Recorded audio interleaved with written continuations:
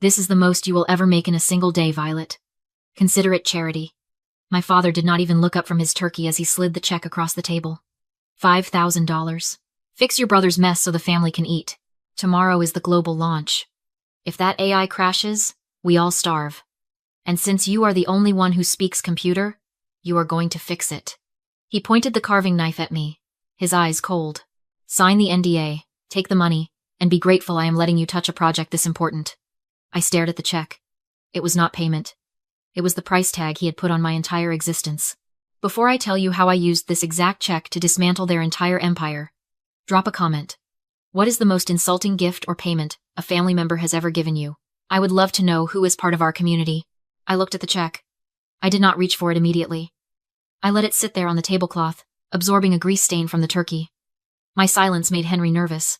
Though he tried to hide it, he took a sip of wine, his hand trembling just slightly. That tremor told me everything. He was broke. He was leveraging the company accounts because his personal accounts were empty. He needed this launch to succeed because without it, the illusion of his wealth would shatter. To him, that $5,000 was a lifeline he was graciously extending to his failure of a daughter. But to me, looking at that piece of paper, I realized exactly what it was. It was the price of silence. It was my father putting a numerical value on my erasure. He was saying that my dignity, my talent, and my identity were worth exactly $5,000. No more, no less. That realization killed the last tiny, foolish part of me that still wanted him to love me. It replaced that desire with something much colder. A balance sheet. And I was about to audit him. I knew something he did not. I knew why the software was failing. It was not a bug. It was a feature. I had written the original kernel 3 years ago, late at night in the basement, while Harry was out partying with investors' money. I had built the entire architecture that Harry claimed was his genius invention. And before I left this house for good, I had buried a time-delayed digital rights management protocol deep in the code. A kill switch. It was designed to lock the system down if it was not validated by the original creator. That was me. Harry could not fix it because Harry did not understand it. He was a salesman playing an engineer. I picked up the check. I kept my face blank. The obedient daughter finally falling in line. I will do it, I said softly. Henry let out a breath he had been holding. Good. I knew you would be reasonable. But, I added, pausing with the check in my hand, I cannot take this under the table, Dad. I am trying to buy a condo. I need proof of income for my mortgage application. If the IRS audits me and sees $5,000 in unexplained cash, I am not going to jail for you. He frowned, the vein in his forehead pulsing. So what? You want me to put you on payroll? I am not paying payroll taxes and insurance for a one-night job. No, I said, baiting the trap. Just mark it as a consulting fee. That way, I am an independent contractor. I handle my own taxes. You just write it off as a business expense. No paperwork for you. I watched the greed war with the arrogance in his eyes. Greed won. It always did with Henry. He hated taxes more than he hated me. Fine, he grunted. He snatched the check back, scribbled consulting fee on the memo line, and shoved it back at me. He had no idea what he had just done. By classifying me as a contractor instead of an employee, he had just legally conceded that I retained the intellectual property rights to any work I produced, unless a specific assignment contract existed, and he was too lazy to write one. He pushed the non-disclosure agreement toward me. Sign this. If you breathe a word about the bug, I will sue you into oblivion. I read the document. It was a standard template he must have downloaded online. It had a clause stating the agreement was void if the signatory provided false information regarding asset ownership. It was meant to protect him, but it was going to destroy him. I signed my name. The trap was set. He thought he had just bought my silence. He had actually just sold me the rope to hang him. The launch venue was a cathedral of glass and steel, screaming money and innovation. But I did not get to see the main stage. Henry grabbed my elbow the moment we cleared security, steering me away from the investors and the press. He marched me down a service corridor that smelled of floor wax and old coffee, finally stopping in front of a door marked janitorial supply. He shoved it open. It was not a green room. It was a glorified closet with a folding table, a single chair, and a flickering fluorescent light that buzzed like a dying fly. Stay here, Henry hissed, blocking the doorway with his body. Do not come out until the system is patched. You are the mechanic, Violet. Harry is the face. Nobody wants to see the grease monkey when they are buying the Ferrari. He slammed the door, leaving me in the dust and silence. I sat down, opened my laptop, and connected to the local server. I was not there to patch a leak. I was there to plant a depth charge. 10 minutes later, the door swung open. Harry breezed in, bringing the scent of expensive cologne and nervous sweat with him. He did not look at me. He went straight to a cracked mirror on the wall, fussing with his tie, checking his teeth. He was about to go on stage and demo a technology he could not explain to a 5-year-old, and his biggest concern was his hair. "Can you type quieter?" he snapped, glaring at my reflection in the mirror. "I am trying to center myself. The noise is distracting." I stopped typing. I looked at my brother, the genius CEO. In that moment, I understood him perfectly. It was not just arrogance. It was a blind spot so massive it defied physics. Psychologists call it the Dunning-Kruger effect when someone is so incompetent. They lack the ability to recognize their own incompetence. Harry genuinely believed that the code was the easy part. In his mind, the vision, his ability to wear a suit and use buzzwords like paradigm shift was the real value. He thought technology was just magic that people like me conjured up to serve people like him. He did not ask what the bug was. He did not ask how I was fixing it. He did not worry that the system might crash again because, in his world, he was the main character, and the universe would not dare embarrass him. He was safe in his delusion, and that safety was exactly why he was going to walk right off the cliff I was building. "Almost done," I said, my voice flat. "I just need to authorize the patch." "Good," he muttered, finally turning to face me. He looked at the laptop screen, seeing lines of code that might as well have been hieroglyphics. "Make sure it runs smooth. I have investors from Tokyo flying in. If this lags, it's your head." He checked his watch, smoothed his lapels, and walked out without a thank you. He left the door open, letting the roar of the gathering crowd drift in. They were chanting his name. He was walking toward the light, convinced he was the sun. He had no idea he was just a moth. I turned back to the screen. I was not writing a patch. I was initializing the hardware lock sequence. The trap was primed. Now, I just needed to hand him the trigger. I did not write a single line of code. You do not rebuild a skyscraper's foundation 10 minutes before the ribbon-cutting ceremony. Instead, I reached into my bag and pulled out a small, translucent red USB drive. It looked like a cheap piece of plastic you might pick up at a trade show, but it was a hardware security dongle I had encrypted 3 years ago. It was the physical key to the digital lock I had buried in the kernel. I plugged it into the server rack. A tiny red light on the drive blinked once, then turned solid. The laptop screen flickered, the error messages vanished, and the dashboard turned a soothing, operational green. "It is patched," I lied, my voice steady. "But the code is unstable. This dongle acts as a hardware bridge. It bypasses the corrupted sectors. Whatever you do, do not remove this drive until the demonstration is over. If you pull it out, the entire system goes dark." Harry looked at the glowing red light like it was a magic talisman. He did not ask how it worked.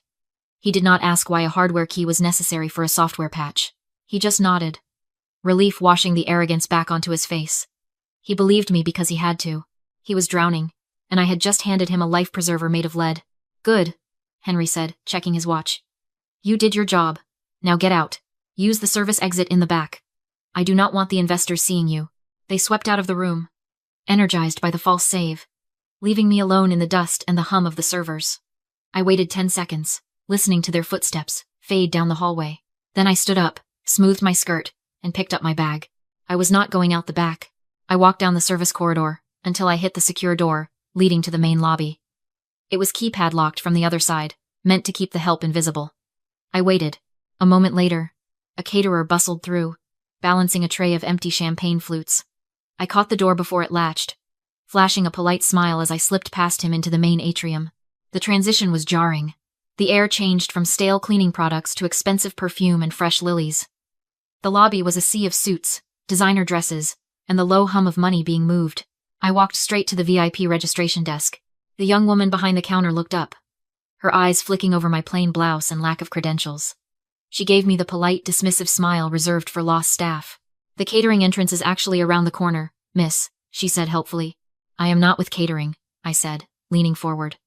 I dropped the invisible daughter act. My voice dropped an octave, projecting the authority I used in boardrooms, not dining rooms. "Check the guest list.